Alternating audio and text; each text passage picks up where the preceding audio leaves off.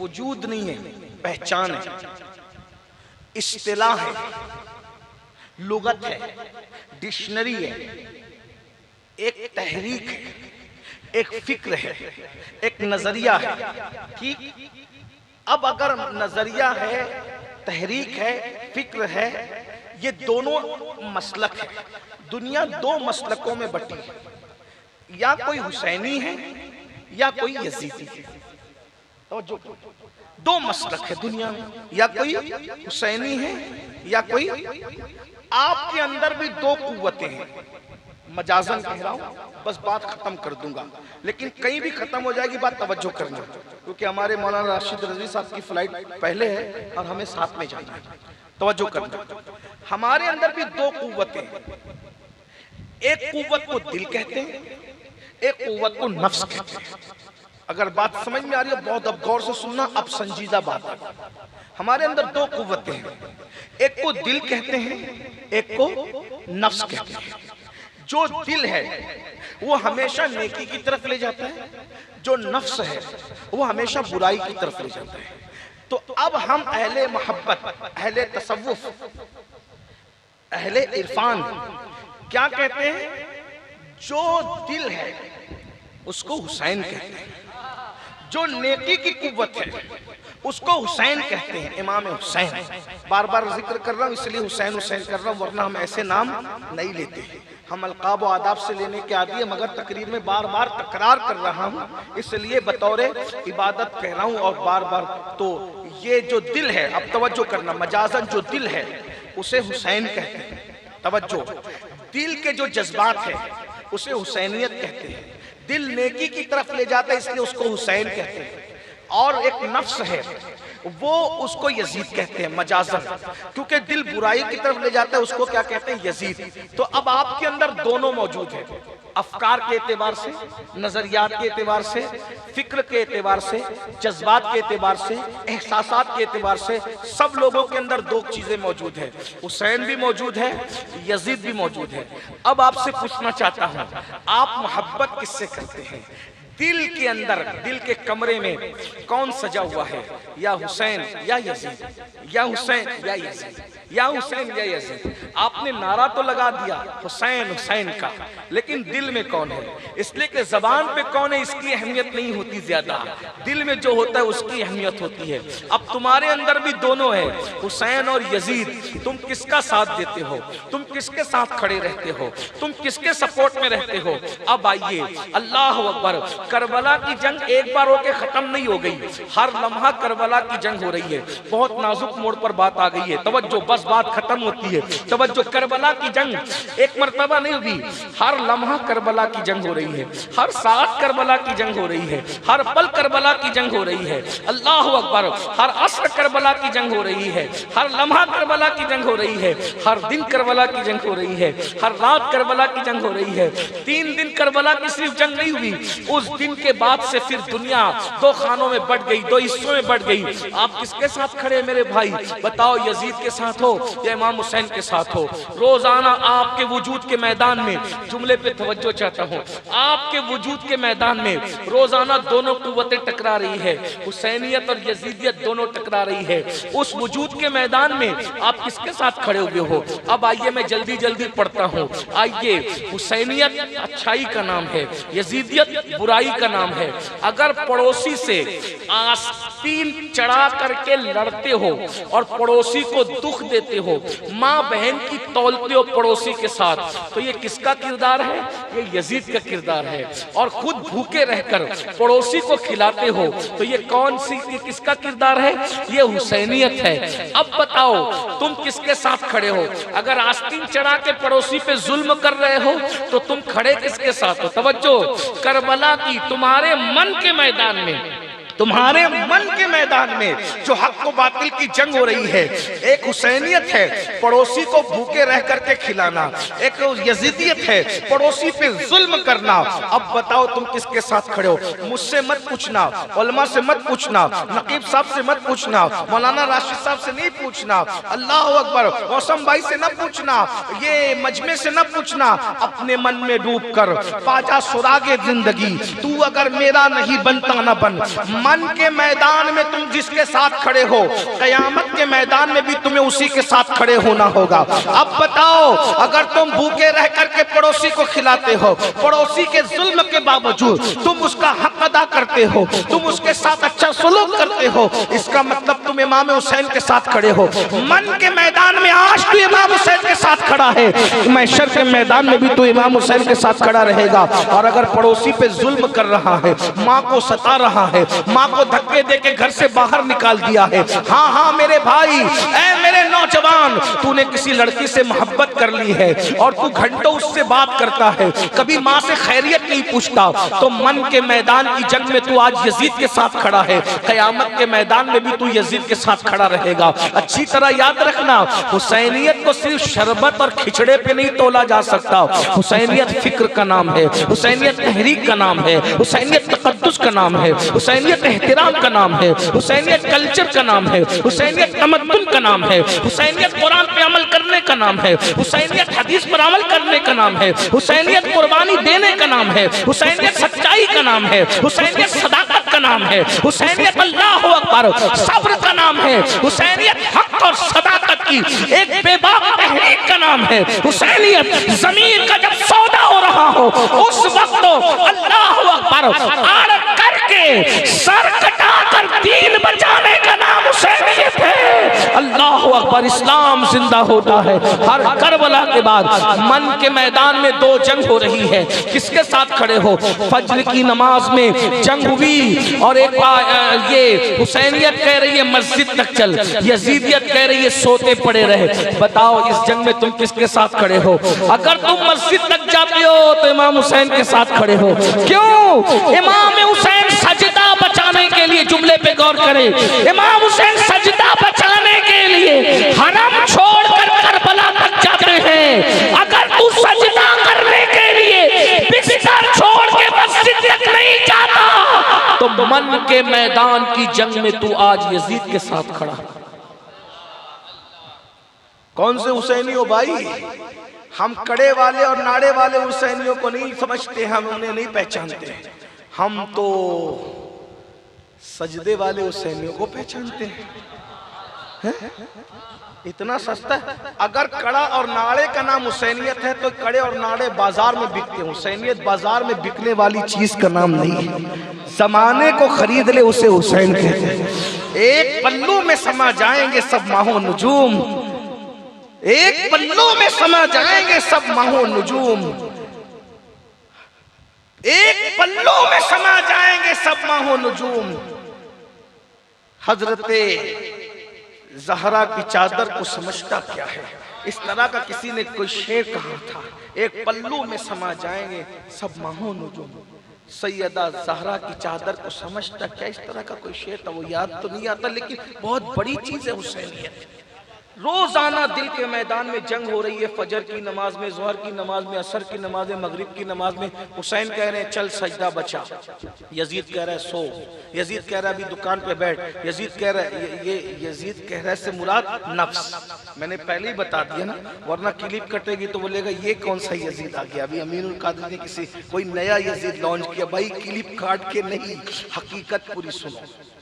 नफ्स को मैंने यजीद का नाम दिया क्योंकि वो शर की कुव्वत का नाम, जैसे शैतान, शैतान जब बात कही जाती है तो एक पूरी इस्तिलाह, एक वजूद है, उसके साथ एक इस्तिलाह, एक तहरीक। तो याद रखना, तो तुम किसके साथ खड़े हो? पांचों वक्त, 5 वक्त खड़े हो यजीद के साथ। और मैदान महशर में किसके साथ खड़े होने की तमन्ना कर रहे हो? इमाम हुसैन नहीं। आज जिसके साथ, क्योंकि करबला में जो जिसके साथ खड़ा था वो उसी के साथ उठेगा। वैसे ही मन के अंदर जो जंग हो रही है खैर और शर की, किसके साथ खड़े? बोलो आज नमाज पढ़ने के लिए टाइम है? कितना सादा सा बहाना लगाते हो, मौलाना टाइम नहीं मिलता। भाई खाने को टाइम है, दोस्तों के साथ बैठने को टाइम है, मोबाइल पे गेम खेलने को टाइम है, बच्चों को देने को टाइम है, अल्लाह के लिए टाइम नहीं। अल्लाह की क्या कदर की तुमने, क्या इज्जत की अल्लाह की? वमा कदरुल्लाह हक़्क़ क़द्री, तुमने अपने अल्लाह की वो कदर नहीं की जैसा कि कदर करने का हक था। बेवफा दोस्तों के साथ तुम बैठे रहे जो तुम्हारे मरने के बाद तुम्हारे जनाजों को कांधे नहीं देंगे, जो तुम्हारे मरने के बाद तुम्हारे जनाजों को कांधे नहीं देंगे, उन दोस्तों के लिए तुम घंटों टाइम निकालते हो। जो अल्लाह मरने के बाद तुम्हें जन्नत देगा, उस अल्लाह के लिए तुम 10 मिनट का टाइम नहीं निकाल सकते मेरे भाई। जिस अल्लाह ने दुनिया में रोजी दी, रोजी कौन दे रहा है? दोस्त तो दे रहे हैं। रोजी कौन दे रहे हैं? माँ बाप दे रहे हैं। इज्जत किसने दी है? माँ बाप ने दी। दोस्तों ने दी। किसने दी? रोजी देने वाला अल्लाह, इज्जत देने वाला अल्लाह, ये सांसें जो लेते हो देने वाला अल्लाह, ये वजूद देने वाला अल्लाह, सब कुछ देने वाला, जो सब कुछ देता है, कुछ मांगता नहीं है, वो अल्लाह कहता है इबादत कर, उसमें भी तेरा फायदा है। हम 10 मिनट का टाइम नहीं निकालते। याद रखना, आज यजीद के साथ, यजीद से नफरत है, यजीद के किरदार से नफरत नहीं, यजीद के वजूद से नफरत है, यजीद के अफकार से नफरत। देखो ना, करबला में हुसैन पाक ने फैसला कर दिया हुसैनी कौन है, यजीदी कौन है। यजीद बेनमाजी था, पूछ लीजिए तारीख के मुर्रिखीन से, यजीद बेनमाजी था। इमाम हुसैन ऐसे नमाजी थे कि आपने मैदान करबला बाद में पहुंचे, करबला पहले आपने नमाज पढ़ी। मुझे तो याद आती है वो आखिरी नमाज, हाय हाय अल्लाह, आखिरी नमाज जो इमाम हुसैन ने पढ़ी है, पूरी नमाज, वो 10वीं मुहर्रम की फजर की नमाज है। आपने इमाम अली अकबर को कहा अजान तुम पढ़ोगे। हाय हाय हाय, जरा गौर फरमाए, इमाम अली अकबर की आखिरी अजान थी, इमाम हुसैन की आखिरी नमाज थी। उसके बाद जब आपने जोहर की नमाज अदा की करबला में, तो वो पूरी पढ़ने का मौका तो नहीं मिला, और आपने हालत नमाज ही में सजदे में जान दी थी। आप मुझे बताएं, एक बात बताऊं, आप बात समेटते हुए गौर कर, नबी का खानदान इतना ताकतवर है, खास तौर पर इमाम अली, इमाम हसन, इमाम हुसैन, इनको कोई कत्ल नहीं कर सकता था, ये इतने ताकतवर लोग। तवज्जो, इसीलिए इमाम हसन की शहादत नामर्दी के एतबार से लोगों ने नामर्दी दिखाई और जहर दिया, चुपके से मारा। ठीक, मौला अली को मार नहीं सकते थे, इसलिए इंतखाब किया हालत नमाज का। तवज्जो, अगर नमाज की हालत का इंतखाब नहीं करता कातिल, किसी की माँ ने दूध नहीं पिलाया था कि अली को कत्ल कर। दुनिया में वो तलवार ही पैदा नहीं हुई थी कि अगर अली मुकाबले पर आया कोई उनको कत्ल कर। वहां यानी दुश्मन को भी इतना एतबार था अली की ताकत पर कि अली वहां मारा जाएगा जहां वो अपने आप को सरेंडर कर दे, हाथ बांध ले। अली जहां हाथ बांध ले भाई, और हालत नमाज में। इमाम हुसैन भी अगर नमाज शुरू न करते, किसी यजीदी की माँ ने दूध न पिलाया था कि इमाम हुसैन लड़ते रहते और शहीद करते, वो भी सजदे। अरे बात आपको बताऊं, सजदा इन लोगों को इतना पसंद था, हदीस पाक में आया है जो जिस हालत में मरेगा उसी हालत में उठेगा। तवज्जो, जो जिस हालत में मरेगा उसी हालत में, जो बावुजू मरेगा बावुजू उठाया जाएगा, जो जिस हालत में मरेगा उसी हालत में उठाया जाएगा। बयान कर दूं इसको समझाने के लिए, जिस हालत में मरेगा उसी हालत में उठाया जाएगा।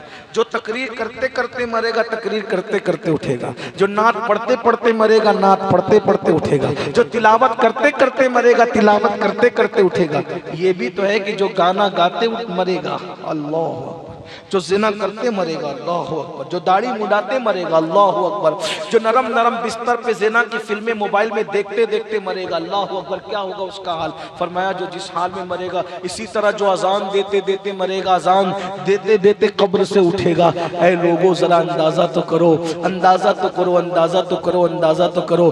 कोई अजान देते उठेगा, कोई तिलावत करते उठेगा, कोई खाते उठेगा, कोई पीते उठेगा, कोई सोते उठेगा, क्योंकि वो उसी हालत में मरा होगा। लेकिन जब फातिमा का लाल अपनी कब्र से उठेगा तो सजदे में सर रखकर दुनिया से गए थे, तो सजदे से सर उठाते हुए उठेगा।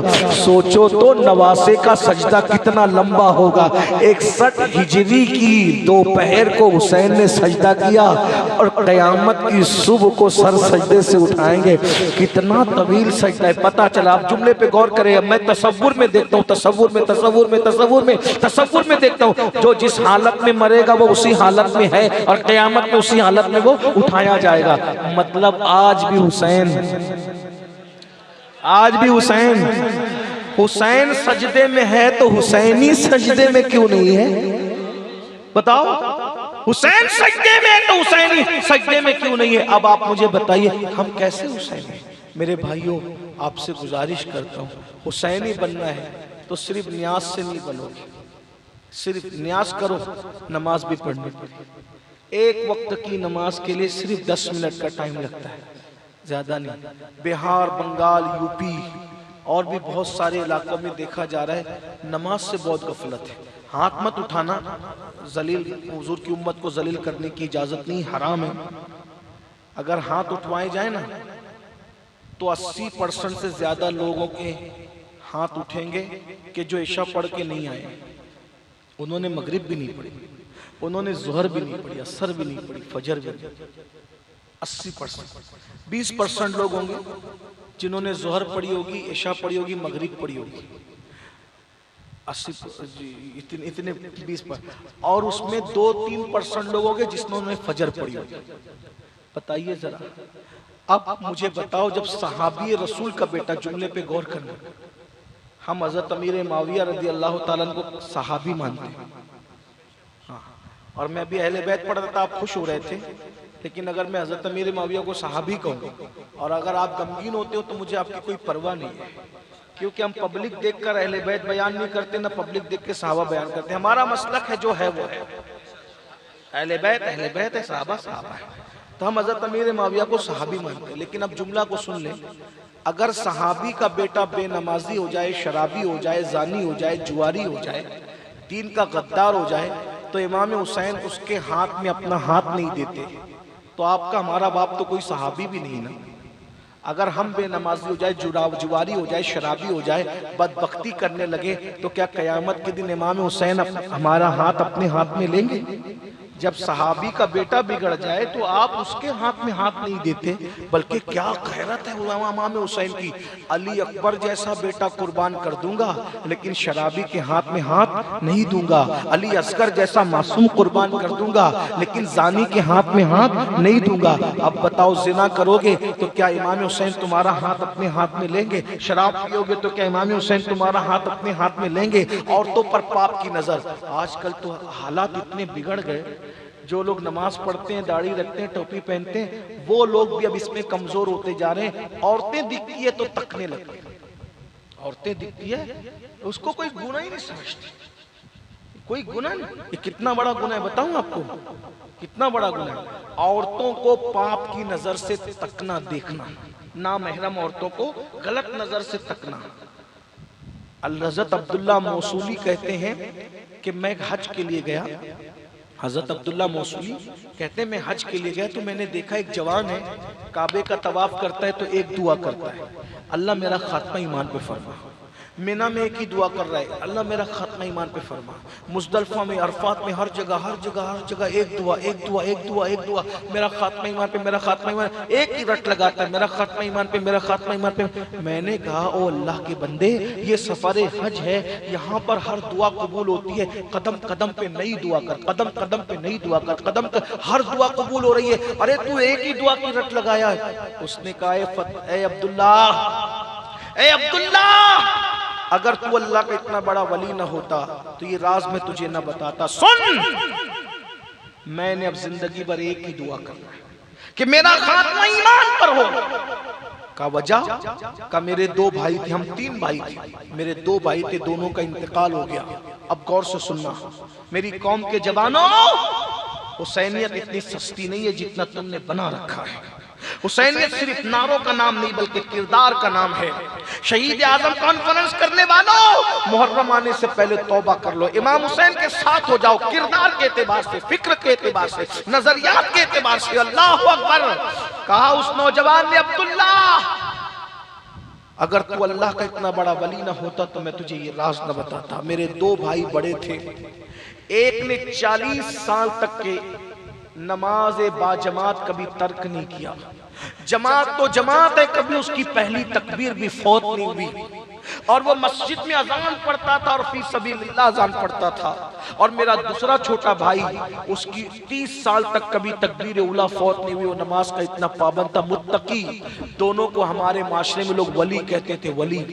इतने मुत्तकी थे, वली कहते थे, अपने ज़माने के पारसा लोग कहते थे। लेकिन जब मेरे दोनों भाई मरने लगे, दिल के कान से सुनना, इसी पे बात पूरी कर रहा हूँ। अल्लाह अकबर।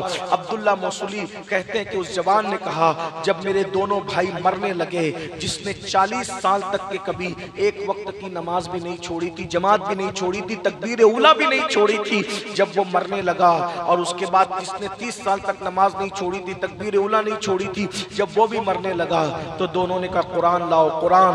मजमे ने सोचा कितने नेक और मुत्तकी लोग हैं, अल्लाह अकबर की कुरान मंगा रहे हैं। जब कुरान उन्होंने मंगाया तो दोनों ने कुरान उठाया और कुरान उठा के कहा माज़अल्लाह माज़अल्लाह माज़अल्लाह, 7 बार माज़अल्लाह, ला इलाहा इल्लल्लाह। उन्होंने कुरान उठाकर कहा इसमें जो कुछ लिखा है माज़अल्लाह सब गलत है, सब गलत है। और लोगों के सामने अलल ऐलान काफिर हो गए, अपने कुफ्र का इख्तियार, अपने कुफ्र का ऐलान किया और आलमे कुफ्र में मर गए। आलमे कुफ्र में कुरान में कुरान हाथ में लेके उसका इनकार किया और काफिर होकर मरे। याद रखना, पूरी जिंदगी सजदे में गुजारो, खुद तिलावत में गुजारो, इबादत में गुजारो, और मरते वक्त ईमान सलामत न रहा तो तुम कामयाब नहीं हो सकते। अल्लाह के बंदो गौर से सुनो, कहा जिनको लोग वली कहते थे, मुत्तकी कहते थे, परहेजगार कहते थे, इबादत गुजार कहते थे, जिन्हें मस्जिद की कबूतरी कहा जाता था, वो दोनों मरे तो कुफ्र पर मरे।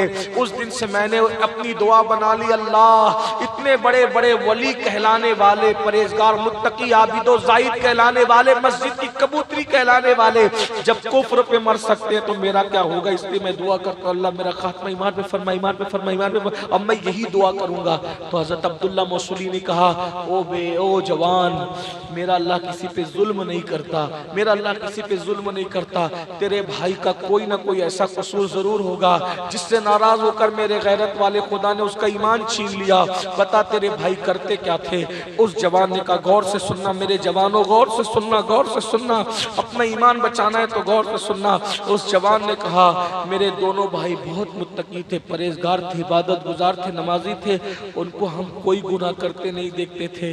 बस उनमें ऐब था तो एक ही ऐब था, कभी कोई औरत उनके सामने से गुजरती तो वो उन औरतों को घूर घूर करके पाप की नजर से देखते थे। औरतों पर पाप की नजर डालने की वजह से जब वो मरे तो उनका खात्मा कुफ्र पर हुआ। मरते वक्त उनकी जबान पे कलमा जारी नहीं हुआ। अब आप मुझे बताओ मेरे जवानों, 900 साल पहले पर्दे वाली औरतों का चेहरा जो पाप की नजर से देखे, उनकी जबान पे मरते वक्त कलमा नहीं आता और वो कुफ्र पर मरते हैं। तो जो लोग फिल्म के अंदर हीरो हीरोइन को जिना करते हुए देखेंगे, उनके सतर को देखेंगे, उनके गंदगी को देखेंगे, मरते वक्त तो उनकी जबान पे कलमा कैसे आएगा? वो मोमिन कैसे मरेंगे, ईमान पे कैसे मरेंगे? सोचो, आज लड़कियों को तका जाता है, लड़कियों से प्यार के नाम पे जिना किया जाता है। अल्लाह अकबर, कोई साली को पाप की नजर से तक रहा है, कोई अल्लाह अकबर खाला की बेटियों को, फुप्पी की बेटियों को, मोहल्ले की औरतों को कोई पाप से तक रहा है। याद रखना, पाप से जो औरतों को तकेगा मरते वक्त उसकी जबान पे कलमा नहीं आएगा। डरेगा कि डर है कि मरेगा तो कुफ्र पर मरेगा। अब बताओ, अपने आप में डूब कर सोचो कैसे हुसैनी हो। ये तो यजीदी किरदार था जो तुम इख्तियार कर रहे हो। एक हदीस सुन लो, ईमान ताज़ा कर लो। इमामुल मुतकल्लिमीन अल्लामा नकी अली खान हदीस लिखते हैं अपनी किताब में कि जब कोई खूबसूरत औरत नजर आ जाए और उस पर देखने को दिल चाहे और कोई अपनी नजर झुका ले ये सोचकर कि अल्लाह मुझे देख रहा है, इस एक नेकी पर कि अल्लाह मुझे देख रहा है, और वो औरत को न देखे सर झुका ले, निगाहें नीची कर ले, निगाहें नीची कर ले, अल्लाह उसी वक्त उसको बेहिसाब बेहिसाब बेहिसाब उसको जन्नते नईम में दाखिल करने का फैसला कर लेता है। इसलिए औरतों को भी चाहिए कि वो पर्दा करें, मुंह खोल के ना निकला करें। जब औरतें मुंह खोलकर बेपर्दा निकलती है तो उनके लिए फरमाया गया कि ऐसी औरतें जहन्नम में औंधे मुंह लटकाई जाएगी। पर्दा करो, चच्चाजाद भाई से पर्दा करो, मामूजाद भाई से पर्दा करो, देवर से पर्दा करो, जेठ से पर्दा करो, अपने ससुर से पर्दा करो, मोहल्ले के देवर जो है उनसे पर्दा करो। इस तरह मर्दों से बात न करो। अरे नादान बहनों, तुम हुसैनी बनती हो, इमाम हुसैन की अम्मी जान सैयदा फातिमा के तकवे का ये आलम था कि उनके सर के दुपट्टे को कभी चांदो सूरज ने भी नहीं देखा। जिसका आंचल न देखा महो महर ने, उस रिदाए नजाहत पे लाखों सलाम। आज बेटियां शादी में बेपर्दा चली, वलीमों में बेपर्दा चली। याद रखना, औरतों को जहन्नम में औंधे मुंह लटकाया जाएगा जो पर्दा नहीं करती, बेपर्दा घूमती है। मेरी बहनों, अपने हाल पे रहम करो। अल्लाह के अजाब को ना तुम बर्दाश्त कर सकते हो ना हम बर्दाश्त कर सकते हैं। इसलिए खुदा के लिए पर्दे की पाबंदी, हत्ता कि अपने पीरों से भी पर्दा करो, अपने इमामों से भी पर्दा करो, तावीज वाले बाबाओं से भी पर्दा करो। मैं तुम्हारे भोलेपन को क्या नाम दूं? इतने नादान बनते हो कि तुम तावीज लेने जाती हो। ये तो अल्लाह वाले लोग हैं, इनसे क्या पर्दा करना? ये तो पीर साहब रूहानी बाप है, इनसे क्या पर्दा करना? ये तो मौलाना, इनसे क्या पर्दा करना? एक जुमला कह के किस्सा खत्म करता हूँ। जब नबी से पर्दा करने का हुक्म दे दिया गया, तब किसके सामने बेपर्दा तुम जा रही हो? हैं? किसके सामने बेपर्दा जा रही है? पीरों से मुसाफा करने की रिवायत आपके ऐसा नहीं होता होगा, लेकिन मैं मसला बयान कर जा रहा हूँ। देखो, हम लोग जो वो शरीयत बयान करने आए, आपको अच्छा लगे तो ठीक है, बुरा लगे तो कोई बात नहीं। आइंदा आप हमें ना बुलाइएगा, हम नहीं आएंगे, कोई बात नहीं। लेकिन अगर सच्चाई सुनना चाहते हो तो याद रखना, वो शख्स कभी पीर हो ही नहीं सकता जो नामहरम औरतों से मुसाफा करता हो। जब अल्लाह के रसूल अलैहि सलाम से सहाबियात ने कहा, हुजूर ये सहाबा आपके हाथ चूमते हैं, मुसाफा करते हैं, हमें भी मुसाफा करने की इजाजत दे दें, तो अल्लाह के रसूल ने फरमाया कि मैं औरतों से मुसाफा नहीं करता, लाफ्सा मिनन निसा, में औरतों से मुसाफा नहीं करता। तो याद रखना, कितना भी बड़ा आलिम हो, कितना भी बड़ा पीर हो, कितना भी बड़ा मुफ्ती हो, कितना भी बड़ा बुजुर्ग हो, उनसे मुसाफा मत करो, वो तुम जहन्नम में जाओगी। तुम यार, तुम्हारी सादत इतनी है कि तुम शरीयत पर अमल करो, तुम मुसाफा नहीं कर सकते। जब नबी से मुसाफा नहीं कर सकते तो किसी वली से, किसी पीर से, किसी आलिम से कैसे कर सकते? आगे बता दूं, जब नबी से मुसाफा नहीं कर सकते और अपने पीर से मुसाफा नहीं कर सकते, तो चूड़ी पहनने के लिए चूड़ी वाले के हाथ में हाथ कैसे दे सकते हैं? मेहंदी लगाने के लिए मेहंदी वाले के हाथ में हाथ कैसे दे सकते हैं? दुल्हने मेहंदी लगाने के लिए क्लब तक जा रही है, चूड़ी पहनने के लिए क्लब तक जा रही है। अस्तगफिरुल्लाह। सोचो जरा, जब नबी के हाथ में हाथ नहीं दे सकते, वली के हाथ में हाथ नहीं दे सकते, तो किसी काफिर, किसी मुशरिक, किसी फासिक, किसी फाजिर के हाथ में मेहंदी लगाने के लिए, चूड़ी पहनने के लिए हाथ कैसे दे सकते हैं? एक बात अर्ज कर दूं, आजकल पाकिस्तानी सीरियलों की नहुसत की वजह से या सीरियलों की नहुसत की वजह से, हिंदुस्तानी सीरियल हो या पाकिस्तानी सीरियल हो, सीरियल है, लानती है इनका किरदार। याद रखना, आज ये सब सीरियल देख के क्या हो रहा है पता है? दुल्हन को सजाने के लिए आज रिवायत बन गई है कि दुल्हने अब घर में नहीं सजाई जाती, दुल्हने ब्यूटी पार्लर में सजाई जाती है। और सोचते हैं ब्यूटी पार्लर से दुल्हन सच कर आएगी। एक बार मैं निकाह पढ़ाने के लिए एक जगह गया, बहुत कम जगह, मैंने तो निकाह पढ़ाना, जनाजा पढ़ाना छोड़ ही दिया। मैं कहा भाई तो अल्लाह वालों से पढ़ाओ, हम गुनहगार लोग, हमसे न पढ़ाओ। लेकिन कुछ लोग ऐसे होते हैं, वो बहुत जिद करते हैं, ताल्लुकात बहुत करीब होते हैं, तो कहीं कहीं जाना पड़ता है। निकाह पढ़ाने गया, बैठे हैं, भाई दुल्हन किधर है? बोले आ रही है। मुझे जल्दी गुस्सा आता नहीं, लेकिन जब आता तो जाता नहीं। मैं गुस्सा है, किधर है दुल्हन? तो बहुत करीबी लोग थे, मोहब्बत करने वाले पीर भाई लोग थे। तो कहा कि अब उन्होंने कहा, वो जुमला नकल कर रहा हूं, हालांकि हम कुछ भी नहीं। सरकार नाराज न होगा, किधर है दुल्हन, किधर है वो बता। तो कहा कि वो दुल्हन आई नहीं। मैंने कहा दुल्हन किधर गई? जमीन निगल गई कि आसमान उठा लिया उसको? तो किसी ने कहा हजरत वो तो ब्यूटी पार्लर में अभी सजने गई है। दूल्हा आके बैठ गया, हंसने की बात नहीं, क़यामत की निशानी। दूल्हा आके बैठ गया, मौलाना आके बैठ गया, फिर सब आके बैठ गए, काजी सब आके बैठ गए। बदबख्त अभी ब्यूटी पार्लर गई है, अभी तक आई नहीं। तो मैंने कहा ठीक है, अब वो ब्यूटी पार्लर वालों से निकाह पढ़ा लो, मैं चला। शरीयत के खिलाफ कोई काम होगा ना तो बहुत मक्खन किसी को लगाने की जरूरत नहीं। शरीयत के खिलाफ काम हो, शरीयत का हुक्म बयान करो, अपना काम, वरना अल्लाह नाराज होगा। एक हदीस में आपको सुनाऊं, मौलाना हजरात की तवज्जो चाहिए। मैं इनका खादिम हूँ, इनका जूतियां सीधी करने वाला। आज हम लोगों की कोशिश है राशिद साहब कि किसी बड़े बुजुर्ग की खिलाफत में, अच्छी बात है, वो कोई इस पे कोई टिप्पणी नहीं कर रहा हूँ, नाराज नहीं हूँ, लेकिन एक बात बहुत बड़ी कहने लगा। पता नहीं आपकी महफिल की क्या खासियत है कि सभी बड़ी बात हो रही, क्योंकि नाम ही बड़ा है ना, शहीद आजम है। हम लोग की ख्वाहिश क्या है? किसी बड़े की खिलाफत मिले, बड़े की। अगर किसी बड़े बुजुर्ग की खिलाफत मिलेगी तो मेरे नाम के साथ क्या ऐलान होगा? मैं फलां का खलीफा। अच्छी बात है, कोई इसमें मैं इतराज नहीं, लेकिन दो काम कर लो, दो काम। बस भैया खत्म ही कर, एक टाइम भी हो गया और बहुत टाइम हो गया, ज्यादा टाइम ले लिया मैंने, मुझे खत्म करना चाहिए। मौलाना राशिद की फ्लाइट छूटेगी भाई। हाँ सुन ले, बस मैं तो बात खत्म ही कर चुका था, लेकिन बात याद आ गई, सुनिए गौर से सुनिए। दो काम करो, दो काम। इमाम हसन बसरी मौला अली के मुरीद और खलीफा हैं, फरमाते हैं जो नेकी का हुक्म दे, जो नेकी का हुक्म दे और बुराई से मना करे, यानी जब तुम्हारे सामने कोई बंदा हो और वो गलत काम कर रहा हो, तुम उसको रोको, प्यार से रोको, डांटने की जरूरत नहीं, प्यार से रोको कि भाई प्यार से रोको, ये मत कर, ये मत कर, ये कर, ये मत कर, ये कर, ये मत कर, ये कर, यानी नेकी का हुक्म देना और बुराई से मना करना। इमाम हसन बसरी फरमाते हैं कि जो नेकी का हुक्म दे और बुराई से मना करे वो अल्लाह का खलीफा है, वो रसूलुल्लाह का खलीफा है, वो अल्लाह की किताब कुरान मुकद्दस का खलीफा। अरे जलसों में ऐलान होगा कि राशिद फुला का खलीफा है, लेकिन अगर तुमने नेकी का हुक्म दिया और बुराई से मना किया तो क़यामत में ऐलान होगा फुला इब्ने फुला अल्लाह का खलीफा आ रहा है, रसूलुल्लाह का खलीफा आ रहा है, कुरान मुकद्दस अल्लाह की किताब का खलीफा। कितनी बड़ी बात है। अल्लाह का खलीफा बनना है तो क्या करना पड़ेगा? तुम्हारे सामने अगर कोई गलत खिलाफ शरअ का लड़ना, प्यार से सुनो। जैसे दूल्हे को सोने की अंगूठी पहनाई जाती है, कौन मना करता है? मुंह में दही जमा के बैठते।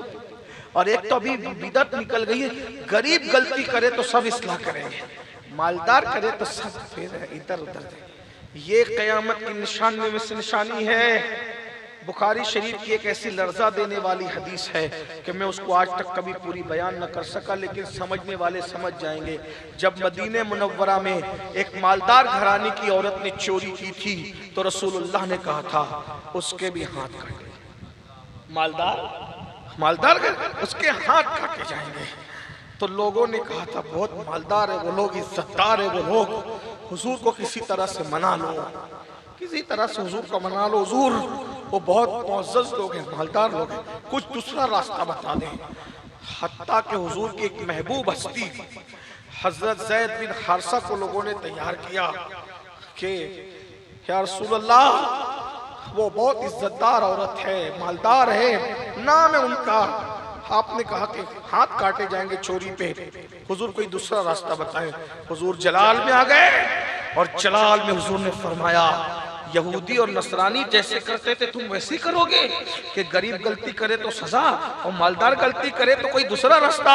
फिर हुजूर ने खबरदार सुन लो, ये तो फुला घराने की औरत ने चोरी की है ना, उसके हाथ काटे जाएंगे। अगर अल्लाह ना करे, अल्लाह ना करे मेरे घर की भी कोई औरत चोरी करेगी। हुजूर ने नाम लिया, मैं नाम नहीं लेता, मेरी तो औकात ही नहीं वो नाम लेने की, लेकिन हुजूर ने फरमाया इसने चोरी की तो इसके हाथ काटे गए। अगर मेरे घर की फुला फुला खातून भी चोरी करेगी तो मैं उसके भी हाथ काटूंगा, उसकी भी रियायत। हालांकि वहां तो चोरी का कोई तसव्वुर नहीं, लेकिन हुजूर ने फरमाया कि यह मालदार और गरीब की कैद नहीं। आज हमने दीन को गरीब और अमीर में बांट दिया।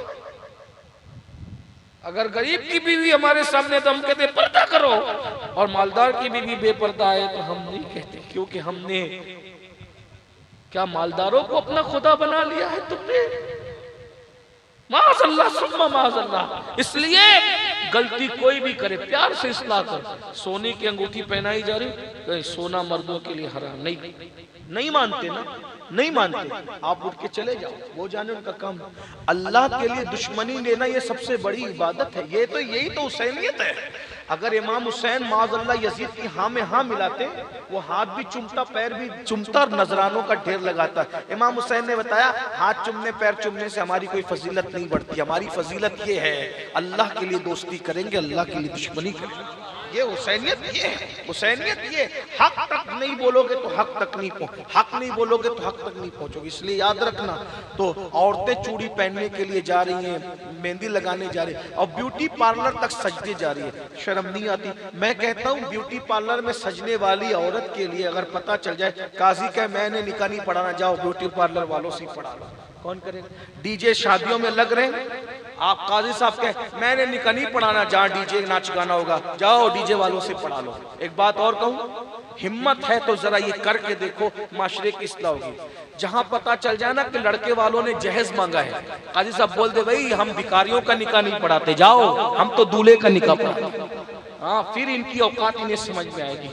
हाँ देखिए, ये तबका जो दीनदार तबका है, अगर इमाम हुसैन की तरह स्टैंड लेना सीख लेना, खड़े होना सीख लेना, सारी यजीदियत अब भी ना झुकने पे मजबूर हो जाए। लेकिन हमें करना पड़ेगा, बहुत करना पड़ेगा। हाँ, पहले प्यार से समझाओ, नहीं माने ना बाइकाट करो। तो मैं अपनी बहनों को आखिरी जुमला कह के रुखसत होता हूँ। मेरी बहनों, अपनी दुल्हने सजाने के लिए ब्यूटी पार्लर लेके जा रही हो, दूल्हे का हाथ लगने से पहले वो ब्यूटी पार्लर वाले फासिक फाजिर काफिर का हाथ लग, कैसे कैसे लोग हैं, उनका हाथ तुम्हारी बेटी के गालों पे लगता है। हाथ आए हाय, क्या किस्मत लाए, अस्तगफिरुल्लाह, याज़ु बिल्लाह। जरा गौर तो करें, कितनी बेगैरती है। बस इतना कह दो मेरी बहनों, मेरे भाइयों, जब हमारी बेटियां नमाज पढ़ने के लिए मस्जिद नहीं जा सकती, तो हमारी बेटियां बनने संवरने के लिए ब्यूटी पार्लर कैसे जा सकती है? क़यामत में अल्लाह को मुंह दिखाना है, अल्लाह के रसूल को मुंह दिखाना है। इसलिए गुनाहों से तौबा करो, नेक बनो, सच्चे हुसैनी बनो। सिर्फ नियाज वाले हुसैनी नहीं, नियाज भी करो, किरदार वाले हुसैनी बनो। जो देखे पुकार उठे, 1450 साल के बाद का हुसैनी ऐसा है, तो करबला वाला इमाम हुसैन कैसा होगा? अस्तगफिरुल्लाह रब्बी व मा अलैना इल्लल बलाग।